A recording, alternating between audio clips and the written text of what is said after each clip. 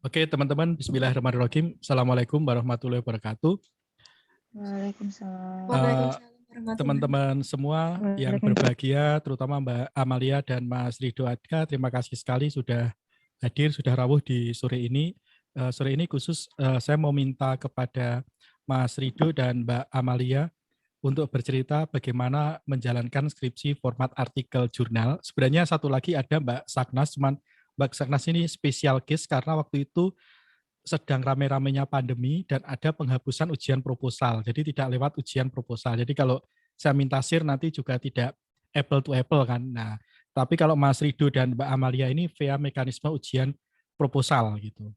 Artinya menjalani sama persis yang dijalani oleh teman-teman jika mau ngambil dari format publikasi artikel jurnal. Prinsipnya saya tidak memaksa panjenengan mau formatnya seperti apa, itu hak teman-teman. Yang saya harapkan sederhana saja dikerjakan secara serius gitu. Saya sangat senang punya bimbingan seperti Mas Rido, Mbak Lia yang sangat serius untuk mengerjakan naskah ini dan menurut saya naskahnya sangat proper. Kemarin punya Mbak Amalia dan Mas Rido dipresentasikan di international conference ya di UAD, lumayan dapat sertifikat. Segera ditukar ke LPKA dan Lia. Harus Oke. yang juara katanya Mas. Dan Mbak Amalia menang ya waktu itu ya. Nomor berapa ya waktu itu ya? Nomor 3, Mas. Nomor 3. It's okay kan internasional jadi portofolio. Nah maksud saya seperti itu. Karena di SOP-nya itu teman-teman bisa dinyatakan lulus tanpa ujian kalau presentasi. Nah jadilah ini case juga Mas Rido dan Amalia itu ujian dulu baru ada acara itu. Tapi saya tetap mendorong Mas Rido dan Mbak Amalia untuk ikut juga karena portofolio lah minimal dapat sertifikat sebagai pembicara dan sebagainya. Karena status mahasiswa itu adalah kesempatan terbaik yang seharusnya kita manfaatkan untuk mengumpulkan portofolio sebanyak-banyaknya. Singkat saja saya berikan kesempatan kepada Mas Rido dulu atau Mbak Lia dulu, monggo silahkan. Dulu aja, Mas. Oke, monggo Rido silahkan. Cerita aja Rido sharing. Kalau mau share PPT juga boleh, misalnya nunjukin proposalnya, tak jadikan co-host ya. Dan tak spotlight tuh. Oke, monggo Mas Rido. Izin Time is share yours. PPT Mas. Oke, sun ya.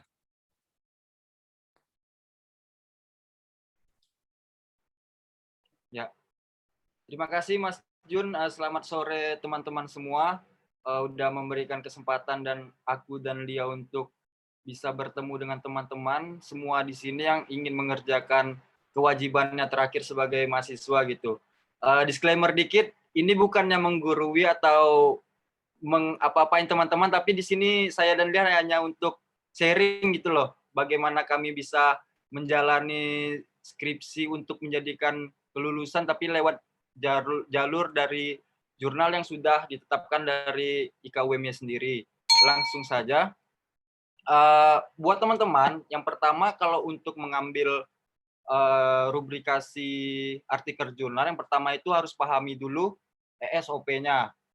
Dalam artian di sini banyak teman-teman seangkatan saya atau teman dekat saya yang angkatan 2017 itu yang salah paham bahwasanya jalur untuk jurnal itu hanya dilakukan sesuai dosen-dosen tertentu gitu. Padahal itu enggak. Itu padahal nyatanya memang sudah ketentuan dari prodi kita sendiri gitu loh. Terus teman-teman harus paham format-formatnya atau aturan mainnya gitu. Mulai dari format proposal, dari babnya, bab per bab untuk mengajukan artikel jurnal, terus sama goalnya kemana aja gitu. Goalnya yang ini maksud saya ketika sudah lepas dari penelitian skripsi jurnal, ujungnya kemana gitu. Yang pertama mungkin via konferensi jurnal internasional atau bisa lewat pendadaran atau yang terakhir langsung publish gitu. Tapi karena peraturannya dibalikin seperti sekarang, itu harus melalui ujian proposal gitu. Tapi setidaknya teman-teman harus memahami dulu bagaimana aturan cara mainnya untuk menulis skripsi artikel jurnal. Terus yang kedua, selama penyusunan proposal, yaitu yang pertama pasti mengajukan judul gitu, dan pastikan teman-teman ini sudah sesuai minat teman-teman gitu loh, sesuai passionnya atau sesuai kegemaran teman-teman, judul apa atau topik apa yang pengen diangkat. Misal, kalau saya sendiri, memang dari dulu itu sudah tertarik dengan sepak bola, khususnya sepak bola di lokal. Mumpung saya orang Riau, dan kebetulan di Jogja itu hiruk-pikuk sepak bolanya lumayan kencang, ada PSS Sleman, ada PSIM Jogja, ada Persiba Bantul juga yang di Liga 3 gitu kan. Jadi kan di sini beda dari tempat saya gitu loh. Ada Liga 1, Liga 2, bahkan Liga 3 gitu. Kenapa saya mengambil PSS, karena memang awalnya ini plan A saya untuk magang, tapi karena situasi pandemi di-cancel. Di sisi lain juga teman-teman, tempat magang itu juga bisa dijadikan sebagai tempat penelitian yang menarik gitu loh. Atau enggak, memang kita udah nge-keep informannya gitu. Jadi jauh-jauh hari kita sudah punya informan atau topik-topik apa yang mau diangkat. Jadi seiring berjalannya waktu, ketika sudah sampai di tengah jalan untuk wawancara, ambil data, observasi segala macam, itu sudah nemulah jalannya gitu, nggak bingung waktu di tengah jalan. Dan pastikan juga penyusunan teman-teman untuk skripsi ini beda gitu, beda daripada yang lain, dalam artian memang momen-momen yang seperti pandemi atau momen-momen yang tertentu dalam beberapa bulan terakhir gitu. Kalau dari aku, yang pertama itu untuk penyusunan proposal pastikan sesuai passion kalian. Karena sesungguhnya ketika kita mengerjakan skripsi, dalam prosesnya itu ketika kita lelah, capek, jenuh, tapi karena ini memang kegemaran kita, itu tidak akan ada halangan gitu. Sekalipun saya lelah atau capek, bahkan sampai pagi pun itu tetap dikerjakan gitu. Karena ini memang sesuai kesukaan saya gitu. Tinggal nyari bagaimana untuk penyimbangannya gitu. Mulai dari teori-teori penekanannya, atau metodenya gitu. Setidaknya ini sudah menjadi hal yang serius lah, dari hobi untuk ke serius gitu. Kenapa tidak dicoba gitu. Lalu yang kedua, ujian proposal ini memantapkan lampu hijaunya penelitian kita gitu. Pastikan kita udah yakin dan berani. Ketika ada pertanyaan dari dosen-dosen penguji, pastikan ini memang sudah di luar kepala kita lah gitu. Sudah mendalami untuk meneliti ini, udah mantap lah istilahnya gitu, untuk meneliti dan melanjutkan penelitian kita ini. Dan jangan pernah takut untuk beradu argumen lah gitu sama dosen-dosen penguji yang selalu melemparkan pertanyaan-pertanyaan yang di luar out of the box lah ibaratnya gitu. Lalu yang ketiga, ketika pelaksanaan riset, pastikan yaitu tadi sudah tahu siapa informan atau orang-orang tertentu yang akan menjadi tempat penelitian kita. Booking dan datang maksudnya itu pastikan kalian sudah mengatur jadwal, ya paling aman itu H-1 bulan sebelum penelitian, ketika setelah ujian proposal.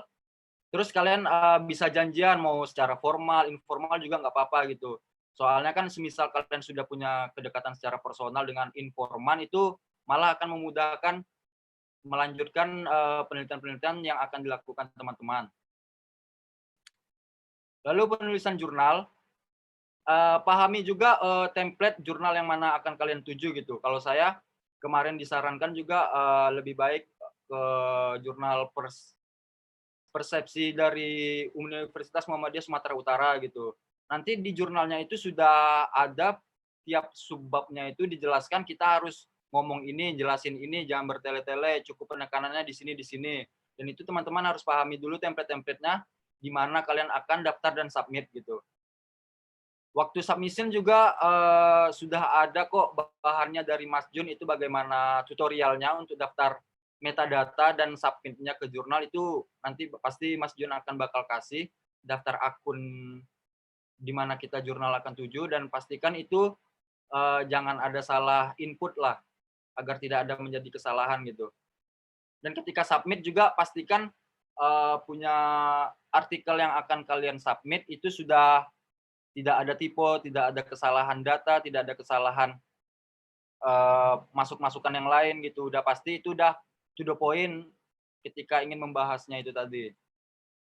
Lalu ketika sudah di akhir, bisa kalian pilih jalur pendadarannya gitu. Pendadaran kan ada 3 tadi, jika mengacu pada SOP dari IKUMY. Yang pertama melalui pendadaran yang diadakan dari kampus, atau call of paper, konferensi internasional, atau bisa juga langsung dipublish ke jurnal yang akan kalian tuju ketika editornya fast respon gitu. Dan jangan lupa untuk dirayakan ketika kalian sudah memasuki tahap akhir ini.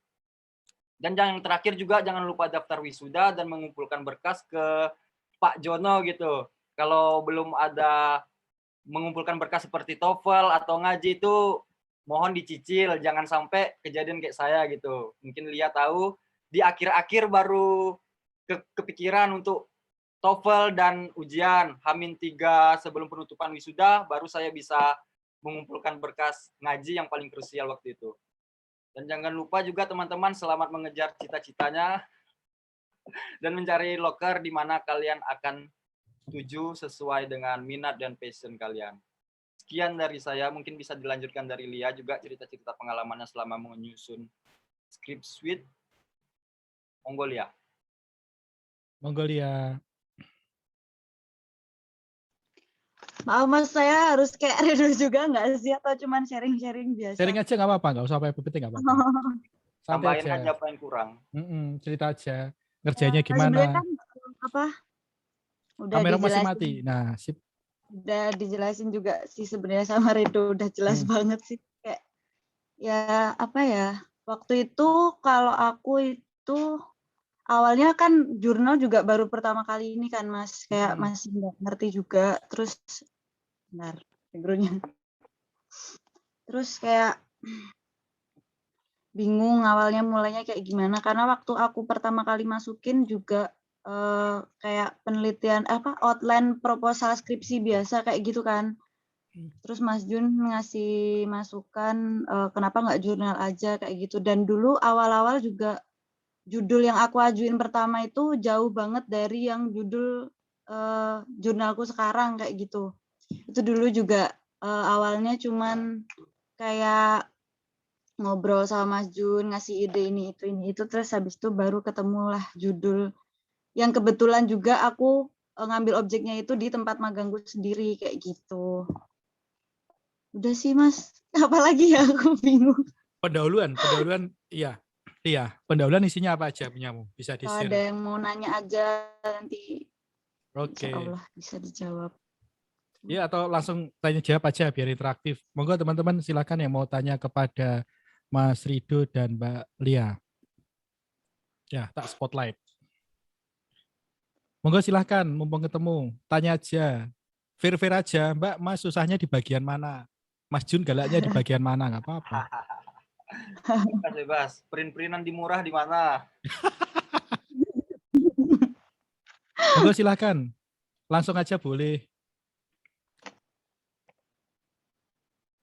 Kan beliau berdua ini sudah proof terbukti gitu loh. Melampaui jalur ini. Aduh.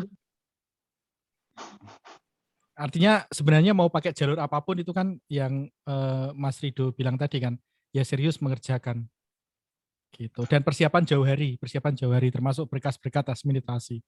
Saya lupa nggak ngingetin malam dulu. Sorry ya tuh ya. Biasanya saya ingetin terus bimbingan saya. Lali aku. Monggo silahkan teman-teman. Mas. Monggo masuk silahkan. Waalaikumsalam. Monggo Mas, silahkan. aku mau nanyanya ke Mas sih. Ke aku? Ke saya? Ya. Boleh. Aku sebenarnya udah nulis kayak latar belakang masalah sama rumusan masalahnya yang katanya di MCC itu. Nah, tapi aku tuh takut salah, dimarahin nggak ya? Ya jangan takut salah. Ya kan? Takut dimarahin. Komunikasi itu kan mengurangi ketidakpastian. Mengerjakan skripsi itu kan mengurangi ketidakpastian. Uncertainty reduction theory kalau teorinya. Ya kan? Kalau kita tidak diskusi kan ketidakpastiannya akan terus terjadi. Oh, jadi nggak apa-apa nih kalau salah? Nggak apa-apa. Soalnya aku udah Lia bikin dulu tak marahi berkali-kali tuh tanya sama Lia. Ya Lia ya? Iya Mas. Kalau masalah marah-marahan sama Mas Jun, aku juga awal judul aku itu ditanya, sudah baca buku apa aja, sedangkan paper aku itu udah siap, udah selesai dalam H+ seminggu setelah aku bimbingan. Otomatis kan itu lupa, sudah baca artikel, jurnal, buku apa aja. Dan itu ya memang harus banyak salahnya dulu sih untuk mencari banyak yang benarnya di mana gitu kan. Kalau kita nggak tahu di mana salahnya kan kita nggak bisa yang mana salahnya gitu loh. Makin banyak salah sih kalau menurut aku pribadi, ya makin jelas gitu ini mau gerak kemana ke depannya gitu.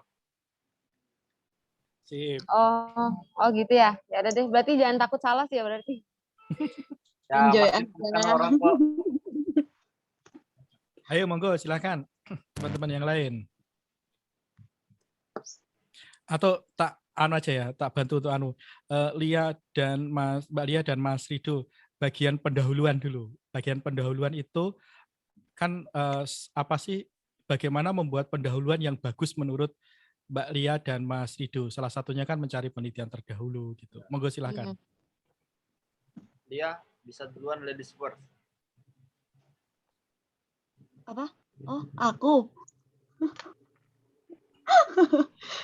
Kalau aku sih karena waktu awal itu aku ngirim outline pertama kali itu di komen sama Mas Jun itu intinya disuruh banyak baca penelitian, banyak ini nyari penelitian terdahulu yang relevan juga, terus apa ya, banyakin baca sama baca jurnal yang yang buat referensi aja sih kalau aku kayak gitu.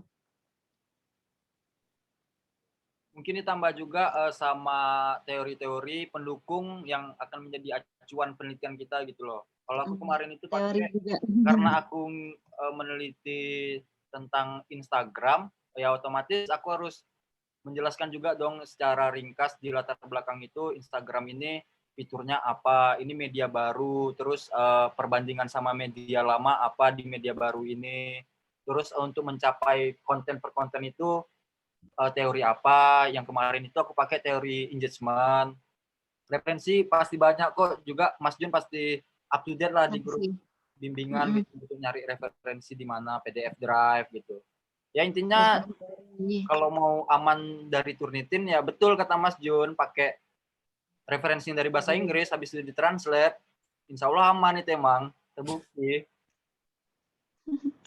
Dan kalaupun pakai referensi yang dari bahasa Indonesia, dipastikan diparafrase dulu gitu, biar nggak ke detect lah sama sistemnya. Kalau di latar belakang.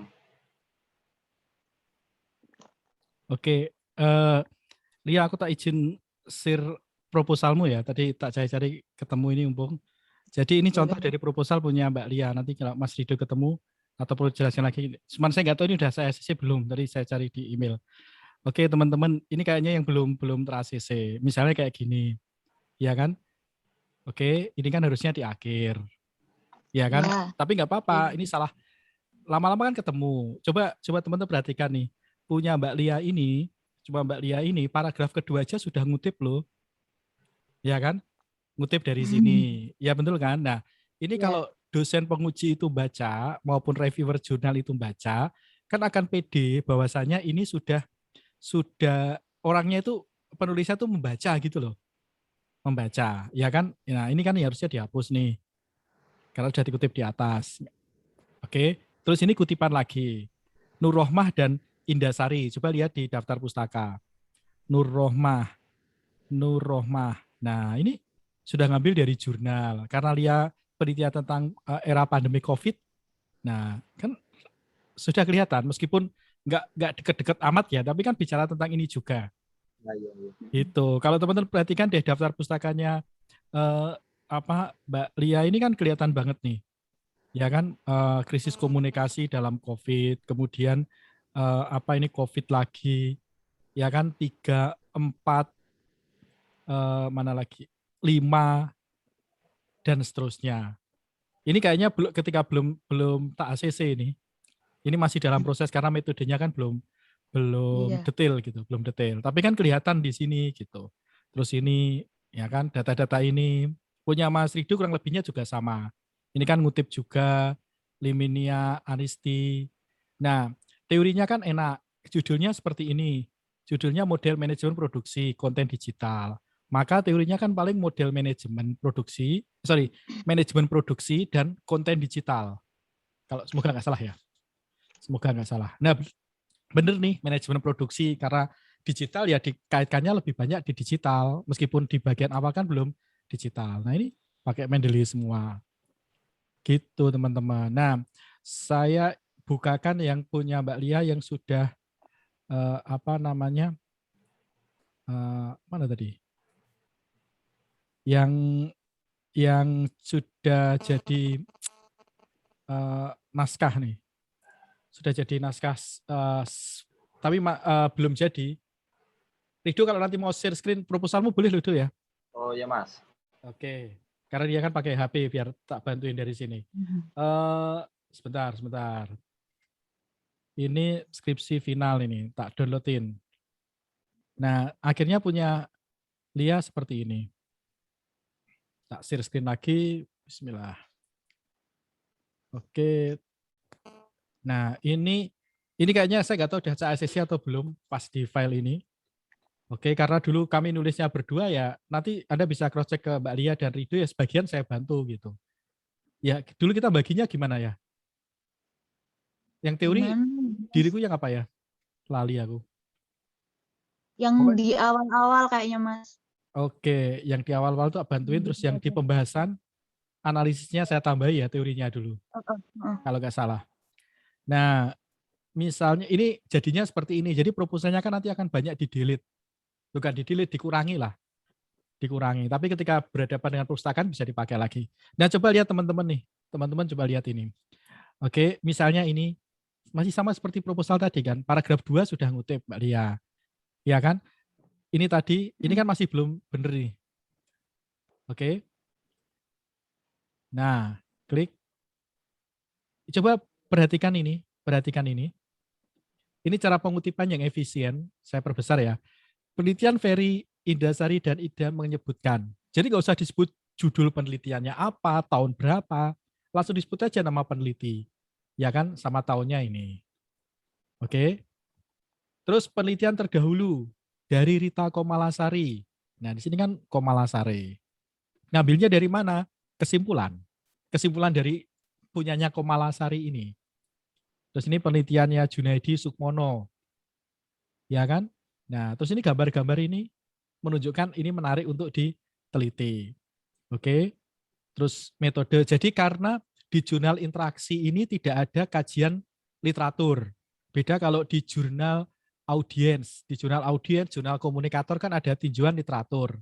Jadi teorinya dimasukkan di pendahuluan. Sekali lagi teorinya dimasukkan di pendahuluan. Terus ini metodenya Yin dan Muzakir dan seterusnya. Nah, jadi penelitian itu kita nyebut literaturnya dulu. Ya kan? Misalnya peneliti harus menghindari bla bla bla menurut Prihat Santi dan kawan-kawan.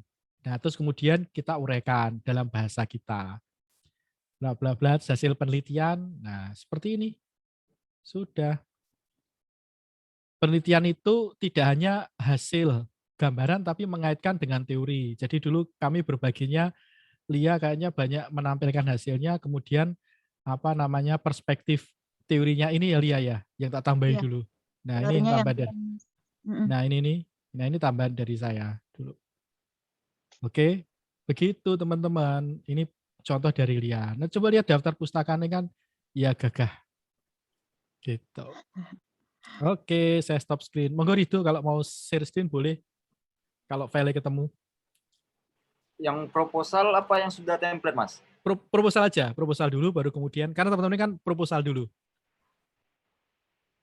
Kayak punya Mbak Lia tadi.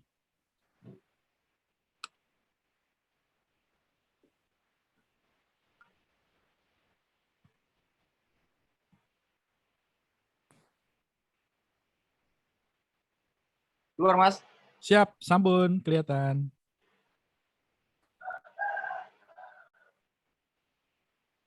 Ini latar belakangnya juga kemarin, ya nggak jauh beda sih sama Lia. Terus ini juga ngutip dari dalam jurnal gitu. Terus dan ini juga ada menjelaskan teori yang mau dipakai.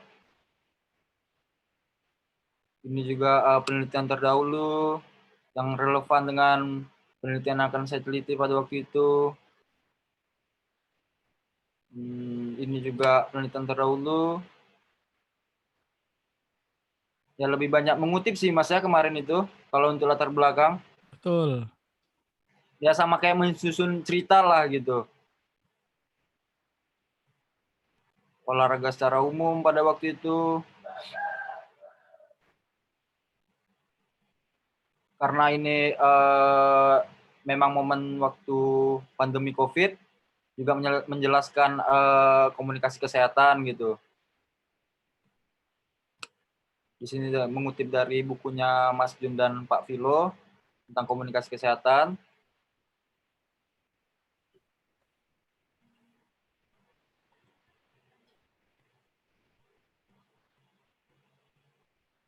Menjelaskan pendekatan digital, terus kiat-kiat apa aja membesarkan merek atau brand. Dalam hal ini PSS sendiri waktu itu.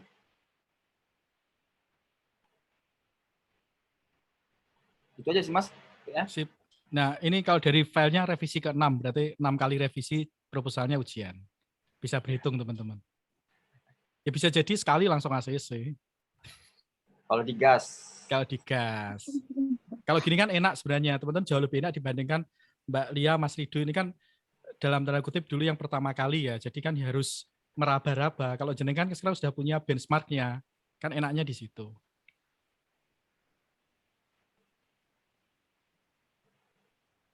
Kalau untuk template-nya sendiri, boleh Mas yang untuk langsung template-nya? Boleh, boleh. Langsung yang ketika pasca ujian proposal. Setelah ujian proposal ya langsung dibikin abstraknya tapi nanti nyusul aja sih kemarin itu. Lebih dikerucutkan untuk pendahuluannya, lebih to the point. Sepak bola telah menggunakan media baru, apa perbandingan media baru sama media lama waktu itu, membangun konten sebuah di media sosial dari bukunya John Dilwick. Sorry itu, tak potong sebentar ya. Ya, Mas. Pak, teman-teman, paragraf yang pertama Robin dan Kotler itu sebenarnya Mas Rido ngutip dari Sarifuddin, Taufik Sarifuddin, kelas kita yang sekarang di Tribun. Tapi Taufik ngutip dari Robin and Kotler. Nah itu bisa diedit di mana? Di Mendeley dari itu ya. Ya Mas. Sip, monggo silakan dilanjut. Sanatnya terjaga. Mantap tuh, sebagai orang Melayu terbukti dirimu. Terus ada beberapa juga penelitian terdahulu dari Ansari Akbar yang nggak jauh lah dari penelitian media sosial dan sepak bola gitu. Terus efek yang dihadirkan dari media sosial dan sepak bola apa waktu itu? Membuat orang terlibat di sepak bola dalam skala digital, saling terhubung dalam situasi yang lebih fleksibel. Jadi di sini saya ingin menceritakan bahwasanya informasi itu sudah lebih mudah dicari melalui medium-medium yang ada di media sosial gitu. Apalagi klub sepak bola sekarang kan berlomba-lomba dalam mengkontenkan aktivitas klubnya. Tapi karena penelitian saya pandemi, di sini manajemen klub PSS sendiri gitu selama pandemi mengarahkan untuk kontennya apa aja, manfaat dari. Pasti ada nih penelitian di Turki. Nah ini kan keren ini Rido ini. Satu paragraf aja citasinya berapa ini top. Jadi juga kemarin masukan dari Mas Jun bahwasannya di PDF Drive banyak kok referensi-referensi yang bisa kita jadikan untuk di penelitian, apalagi di latar belakang ini. Jadi pendahuluan langsung rumusan masalah juga dijelaskan kalau template saya rumusan masalah dan tujuan penelitian. Udah sih Mas? Oke, sampai bawah tuh, coba tuh. Oh ya, Scroll. langsung masuk ke ini, kerangka teori. Oke. Manajemen media olahraga.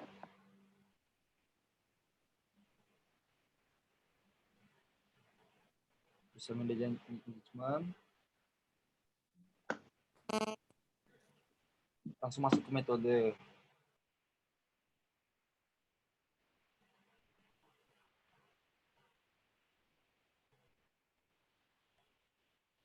Ya Mas? Siap. Coba lihat daftar pustaka tuh. Nah, 18 halaman teman-teman kalau mau format jurnal. Nah ini punya Mas Rido kan gagah seperti punya Mbak Lia juga. Dilihat deh, misalnya Mas Faradian Ansari itu kan sudah sangat terkenal dia, dosen Universitas Pancasila, sering nulis. Narayana M. Prastya itu dosen UII, sering nulis. Jadi ketika ujian tuh penguji pasti ngerti lah. Apalagi yang passionnya, kayak saya itu ngerti banget.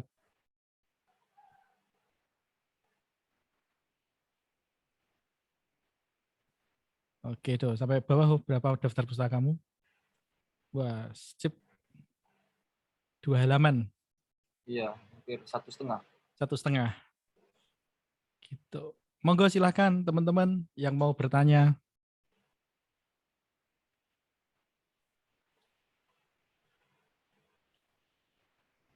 Monggo silahkan yang mau bertanya ke Mas Rido, Mbak Lia, ke saya juga boleh. Kalau tidak ada, 5 menit lagi bisa kita akhiri. Memang agenda kita sore ini sharing aja dengan Mbak Lia dan Mas Rido. Jadi teman-teman punya bayangan. Kalau yang ngomong saya kan saya yang nggak ngelakoni gitu. Atau Lia sama Rido cerita proses submission-nya dong sebagai penutup. Gimana proses submission itu? Cerita aja nggak apa-apa. Gimana Mas? Proses submission ke jurnal. Prosesnya. Oh, proses submission-nya. Diceritain aja nggak apa-apa, nggak usah. Share screen nggak apa-apa. Oh, oke.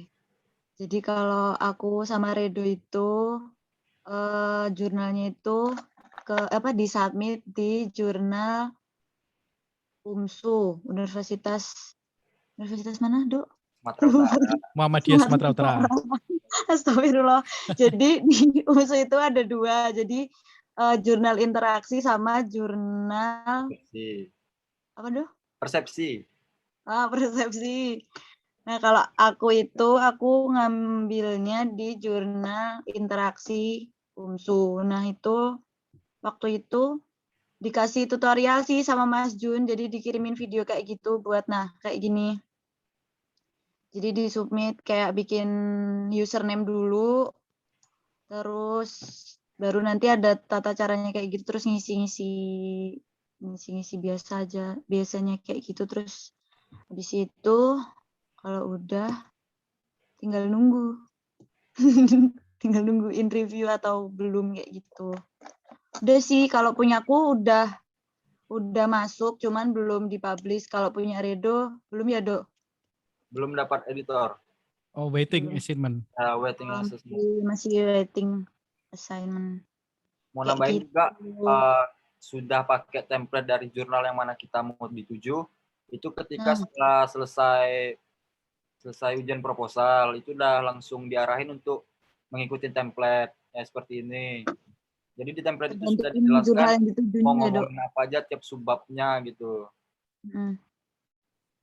Ya tinggal di convert aja dari ujian proposal to the point kan ke jurnalnya itu tadi sesuai masukan dan arahannya. Dan pastikan juga udah punya metadatanya itu Mas ya? Iya, betul. Masukin abstrak dan sebagainya.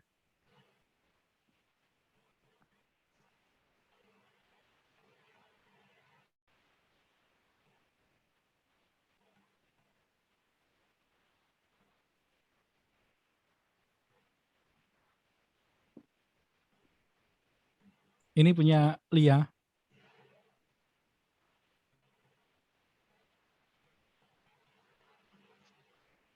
Nah, nanti metadatanya seperti ini, teman-teman. Ini punya Mbak Lia. Jadi, masukin abstrak di sini. Udah ada semua kok. Tinggal dimasukin aja daftar pustaka. Judul. Yang penting ketika login sebagai login baru, daftar di paling bawah itu as author, jangan hanya as reader aja. Kalau reader, teman-teman nggak bisa submit nanti. Hanya bisa baca aja. Gitu. Ini editornya kan ketahuan. Faisal Lubis. Reviewernya nggak ketahuan. Yang pasti bukan saya. Saya sih reviewer di sini, tapi nggak mungkin mereview tulisan sendiri. Rido juga, saya review di persepsi, tapi nggak mungkin nge-review punya Rido. Karena ada nama saya. Monggo silakan teman-teman. Cukup? Kalau cukup bisa kita akhiri. Monggo silahkan, masih ditunggu. Kalau masih bingung nanti bisa tanya-tanya japri-japri ke saya, ke Mas Rido juga boleh, ke Mbak Lia juga boleh. Tapi sekali lagi saya tidak memaksakan Anda mau panjenengan mau skripsinya format apapun gitu, masing-masing punya kelebihan dan kekurangan, dan saya tidak merasa satu format itu lebih bagus daripada format yang lain. Itu kembali ke diri kita masing-masing. Cuman kalau prinsip saya itu sederhana aja, jangan sampai karya kita itu hanya menumpuk di file kita, ada pertanggungjawaban secara akademik. Toh nanti sebenarnya teman-teman ketika panjenengan itu formatnya adalah laporan penelitian oleh perpustakaan, masih diminta untuk membuat format artikel Naskah publikasi. jurnal, naskah publikasi. Kerja double, podo wae. Tapi kalau format jurnal kan diminta untuk yang bab 1, 2, 3, kan tinggal diambilkan aja, sama aja kan sebenarnya. Gitu. Oke. Begitu teman-teman, jadi semoga sekali lagi saya mengaturkan terima kasih sekali kepada Mbak Lia dan Mas Rido yang sudah menyempatkan waktu sharing kepada teman-teman semua. Semoga bisa menjadi inspirasi buat kita semua bahwasanya karya akademik itu sebaiknya kita soundingkan karena ke depan akreditasi 9 standar itu ada 2 standar tambahan, yaitu adalah kemahasiswaan dan kealumnian. Kemahasiswaan itu meliputi ya portofolio dari teman-teman mahasiswa. Oke, jadi kalau pengen kampus kita besar ya mahasiswanya harus berkarya. Itulah mengapa dulu terakhir yang katanya Mbak Lia dan Mas Rido itu saya ajak untuk buat buku karena waktu belum pandemi ya. Jadi sekarang ya saya ajak nulis di jurnal dan sebagainya di semester 4. Ya bagiannya adalah saya tidak ingin disparitas antara dosen dan mahasiswa itu semakin melebar. Tugas dosen adalah merekatkan jarak itu agar teman-teman mahasiswa tidak, ya kalau dalam bahasa film, pacar ketinggalan kereta gitu. Dosennya nulis di jurnal di mana-mana. Saya aja nge-reviewer di 17 jurnal sekarang. Minggu yang lalu itu, 2 minggu lalu masih 15, sekarang tambah 2. 17 jurnal. Mosok mahasiswaku nggak saya bantu itu kan bagi saya tidak amanah gitu. Tugas saya kan membersamai teman-teman semua. Dan kalau saya berharap sih, ya meskipun Anda mengambil artikel penelitian, format laporan penelitian nanti kan masih diminta untuk membuat format jurnal. Kan masih bisa juga gitu. Karena ada dulu kakak kelas Anda, angkatan sebelum itu berapa? 2016 itu, mereka juga seperti itu. Saya dorong, ya daripada cuman hanya di repositori, mengapa tidak dikirim ke jurnal. Ya minimal teman-teman punya pengalaman seperti Mbak Lia, Mas Jun, kok saya dapat review seperti ini. Nah itu kan pengalaman. Terus dia hubungi saya minta akses passwordnya. Jadi saya punya passwordnya Lia juga.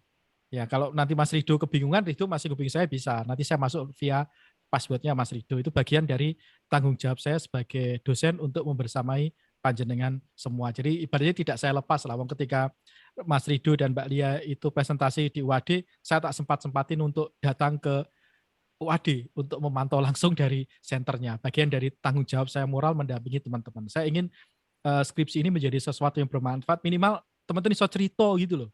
Ketika lulus, kamu skripsi ngapain sih? Kan bisa cerita, aku skripsinya gaya jurnal loh. Aku presentasi di conference loh. Aku nomor 3 loh internasional lah. Ya kan, itu aku punya sertifikat loh internasional lah. Minimal ono sing ceritanya gitu loh. Saya tidak sombong ya, saya ketika kuliah S1 sudah nulis di jurnal, saya sudah menerbitkan jurnal meskipun formatnya semi-semi zain. Minimal ketika saya kuliah dulu saya mahasiswa berprestasi di Undip, kan ono sak cerita nih. Gitu ya, saya ingin Anda juga punya legasi, panjenengan punya legasi, bisa cerita gitu, bisa cerita. Kayak Rido dan Lia udah bisa cerita gitu. Minimal jadi generasi pertama yang bareng sama Mbak Saknas ya, yang ditembus di jurnal. Gitu. Iso dibanggakan lah, minimal sertifikatnya dari Selection UAD iso diupload di media sosial. Jadi juara. Gitu teman-teman. Oke. Jadi sekali lagi kesempatan mahasiswa jadi mahasiswa itu kesempatan terbaik untuk mengumpulkan portofolio sebanyak-banyaknya. Jadi melalui skripsi kumpulkanlah portofolio sebanyak-banyaknya. Mumpung program studi kita sangat-sangat akomodatif memberikan kemerdekaan kepada teman-teman. Jadi sebelum MBKM Merdeka Belajar Kurikulum Merdeka, kita tuh sudah kampus merdeka, kita tuh sudah merdeka duluan memberikan kesempatan pada teman-teman. Teman-teman tetap mau pakai laporan penelitian, kita nggak apa-apa kok. Saya tidak akan diskriminatif, serius. Teman-teman mau skripsi karya pun nggak masalah, it's okay. Gitu, semua akan kita support dengan sebaik-baiknya. Anda mau jurnal, misalnya Mas Jun, saya mau kirim ke jurnal, Mas Jun jadi reviewer, siapa tahu nanti malah tembus, ya nggak apa-apa, it's okay gitu. Ya kan, ya meskipun ini bukan nepotisme loh ya, tapi minimal kan posisi saya kan bisa dimanfaatkan oleh teman-teman mahasiswa. Begitu, tugas saya kan membukakan jalan buat panjenengan semua. Ya minimal ngalamilah revisi dari dosen, revisi dari reviewer. Gitu. Ya siapa tahu teman-teman nanti ada dapat beasiswa atau sama Bapak Ibu diminta kuliah S2, teman-teman akan punya modal yang luar biasa ketika teman-teman nulis di jurnal. Sekarang modalnya adalah nulis di jurnal gitu. Teman-teman bisa lihat tidak banyak kampus di Indonesia yang memberikan yang adaptif seperti kampus kita. Jadi mari kita beradaptasi dengan ini. Kita ada teman-teman bisa lihat skripsinya Mas Rido, Mbak Lia yang sudah template tadi, isinya singkat, padat, tapi kan berisi.